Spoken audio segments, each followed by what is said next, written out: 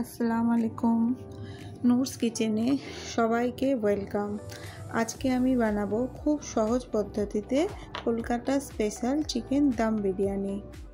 100 গ্রাম টক দই, তাতে 2 চামচ ধনে গুঁড়ো, 1 চামচ জিরে গুঁড়ো, 1 চামচ মরিচ গুঁড়ো, 1.5 চামচ মতো বিরিয়ানি মশলা দিয়ে ভালো করে ফেটিয়ে রাখলাম। 1 কেজি চিকেনে পরিমাণ মতো নুন, পাতিলেবুর রস, 2 টেবিল চামচ আদা রসুন বাটা আর ফেটানো দইয়ের মিশ্রণটা ভালো করে মাখিয়ে 30 থেকে 40 মিনিট মতো রেখে দেব। 1 বাটি গরম দুধে 1 চামচ স্যাফরন দিয়ে সাইড করে রেখে দিলাম। এবার 8-10টা আলুতে পরিমাণ মতো নুন আর একটু জাফরান দিয়ে মাখিয়ে পানি দিয়ে সিদ্ধ করতে বসিয়ে দিলাম।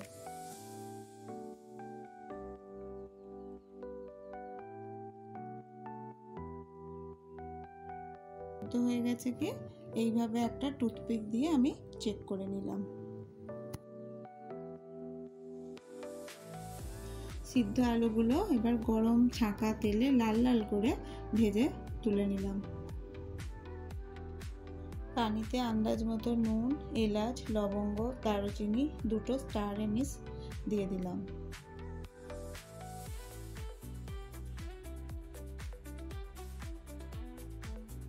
এক ঘন্টা আগে থেকে ভেজানো 500 গ্রাম বাসমতি চাল আমি দিয়ে দিলাম।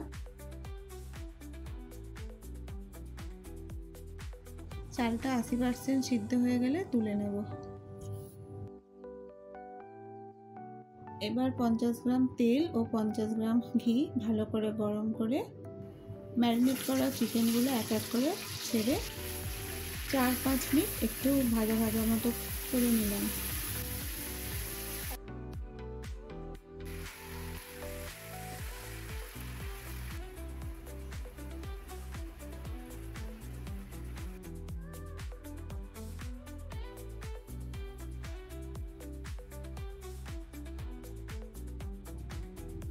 চিকেনটা 5-7 মিনিট রান্না হয়ে যাবার পরে 2 ফোঁটা কেওড়া পানি, 5-6টা আলু বখরা ও 2টো মাঝারি সাইজের পেঁয়াজ ভাজা দিয়ে ভালো করে আরও 8 থেকে 10 মিনিট রান্না করে নিলাম।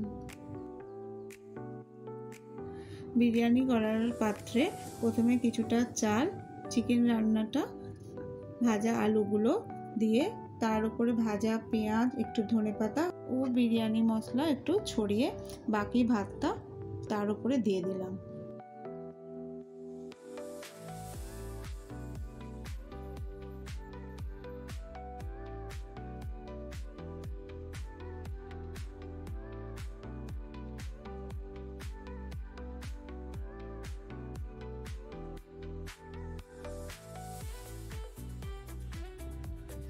এক কাপ গোলাপ পানি, 1 কাপ কেওড়া পানি, 3-4 ফোঁটা মিঠা আতর ভালো করে মিশিয়ে নিয়ে বিরিয়ানির উপরে দিয়ে দিলাম।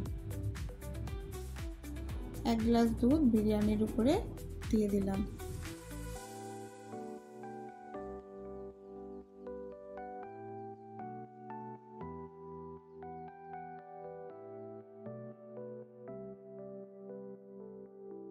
শেষে একটা ছোট্ট টিপস, ঘি ডাইরেক্ট না দিয়ে ভালো করে গরম করে তার উপরে ছড়িয়ে দিলে অনেক বেশি বিরিয়ানির স্বাদ ও গন্ধটা বেড়ে যায়।